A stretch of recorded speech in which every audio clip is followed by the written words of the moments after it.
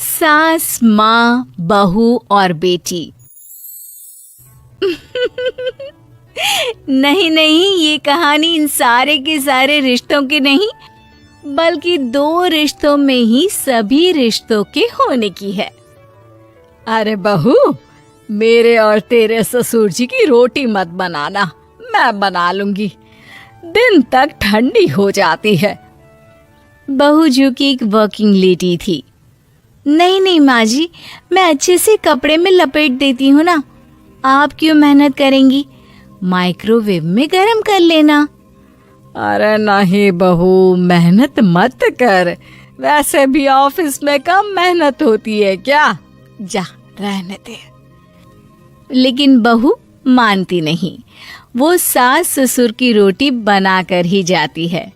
दोपहर में खाने के वक्त ससुर जी कहते हैं, अरे बहू को रोटी बनाने के लिए क्यों मना कर दिया, क्या हो गया? ठंडा ही तो खाते आए हम लोग हमेशा से। अरे वो क्या है ना, सुबह ऑफिस जाती है, घर का सारा काम करने में वक्त लग जाता है।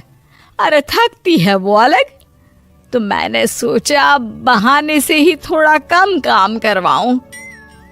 ससुर मुस्कुरा रहे होते हैं। यह तो अच्छा है, बहू को समझना जरूरी है। वक्त बीत रहा था। घर में सब खुश थे कि एक दिन, माँ जी आप शाम को थोड़ा टहलने निकला करें, घर पर रह रहकर हड्डियां जाम होती है। पापा को भी ले जाया करिए, मैं वक्त पर तो आ जाती हूँ।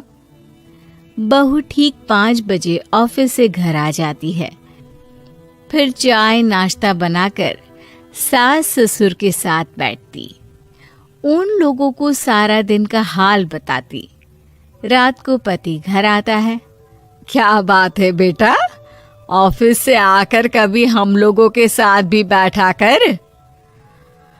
अरे माँ, दिन रात काम करके मन ही नहीं करता। अगले दिन की फिर तैयारी होती है, आप और पापा ही कमरे में आ जाओ। इससे अच्छी तो बहू है, कितना भी थकी रहे, घर आकर हम लोगों के लिए चाय नाश्ता बनाना, फिर बातें करना। बहू ना होती तो हम बुढ़ा बुढ़िया तो बैठे ही रह जाते।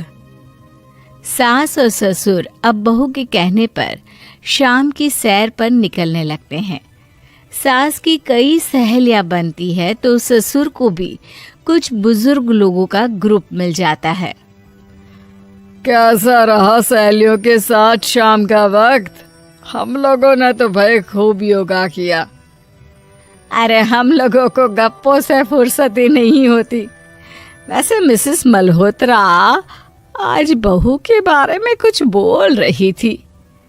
तभी वहां ऑफिस से बहू आ जाती है जो जींस और टॉप में होती है। क्या बात है माँ, क्या कह रही थी आपकी सहेली आपकी बहू के लिए? सास इस बार बहू को कुछ अलग तरीके से देखती है और उल्टा सवाल ही दाग देती है। क्या कह रही थी वो हटा, ये बता, तेरे ऑफिस में तो मर्द भी काम करते होंगे ना? बहू जो अब तक मजाक कर रही थी वो सीरियस हो जाती है। मर्द होंगे नहीं माँ जी, मर्द ही ज्यादा हैं। हम 5 ही लड़कियां हैं ऑफिस में। अरे तो अच्छा लगता है क्या ऐसे कपड़े पहनती हो? कल से तुम ना साड़ी पहनकर ऑफिस जाना, और हाँ, शाम का नाश्ता थोड़ा जल्दी बनाया करो। नाश्ता बनाकर बाद में ही ऑफिस के कपड़े चेंज करने जाना। बहू को समझ में नहीं आता कि सास को हो क्या गया है, लेकिन वो कुछ नहीं कहती।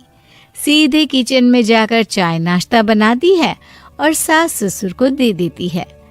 अगले रोज बहू ऑफिस के लिए तैयार होती है तो खूब सुंदर सी साड़ी पहनती है और ऑफिस के लिए निकलने से पहले सास और ससुर के पैर छूती है और निकल जाती है। क्या बात है, आज मेधा के ऑफिस में लग रहा है कोई फंक्शन है। अच्छा, पता नहीं, मुझे तो बताया नहीं। वैसे तो सारी बात करती रहती है। अरे देखा नहीं कैसे साड़ी पहनकर जा रही थी? अरे वो तो मैंने ही बोला है उसे। अरे अच्छा लगता है क्या रोज रोज ऐसे सूट या जींस में जाना? बहू हो, बहू बनकर रहो। और आप भी ना मेधा मेधा मत किया करिए, बहू बोला करिए। सर पर चढ़ जाएगी तो दिक्कत हो जाएगी। सास अब बहू को बहू जैसा रखने लगती है। हर बात पर रोका टोकी, हर बात पर ताने। क्या बात है, आजकल लेट आ रही हो ऑफिस से? अरे चाय के लिए भी देर हो जाती है। हम लोग फिर पार्क में भी देर से पहुंचते हैं। सभी की बहुएं वक्त से चाय नाश्ता करा देती है अपने सास ससुर को। बस एक तू ही है जो उस वक्त ऑफिस से निकलती है। माँ जी, वो एक रास्ता पुलिस वालों ने न जाने क्यों बंद कर रखा है, जिसके कारण ट्रैफिक ज्यादा हो जाता है। मैं कोशिश करूंगी कल वक्त से पहले ही निकल जाऊं। ससुर देख रहे होते हैं कि बहू अब परेशान सी रहने लगी है। एक रोज, मेधा, बेटी मेधा। जी पिताजी। बेटा देख जरा कौन सी टी शर्ट अच्छी लग रही है।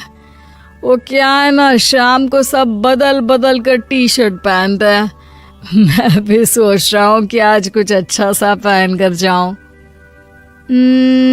हाँ पिताजी, ये सही है। ये लाल वाली ना बहुत जचेगी आप पर।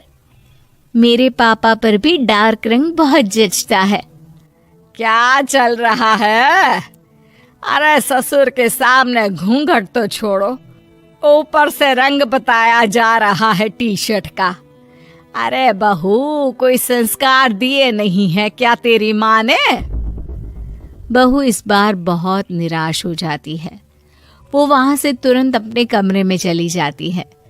अब बहू घर का सारा काम करती, ऑफिस जाती, लेकिन साड़ी और सर पर पल्ला लेकर। एक बार पड़ोसन उनके घर आती है। वाह सुमित्रा बहन, बहू का तो रूप ही बदल दिया। ठीक किया, बहू बहू जैसी ही अच्छी लगती है। अच्छा चलती हूँ मैं। पड़ोसन के जाने के बाद सास बड़ी अकड़ के साथ कहती है, देखा मेरा कमाल, कैसे मैंने मेधा बहू को कंट्रोल में कर लिया। अब बारी ससुर के बोलने की थी।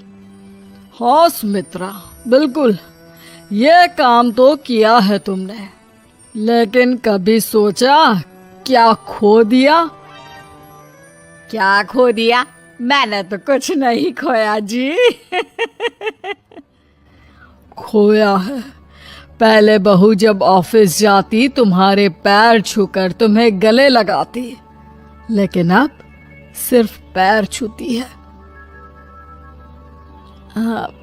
हाँ जी, ये बात तो आप ठीक बोल रहे हैं।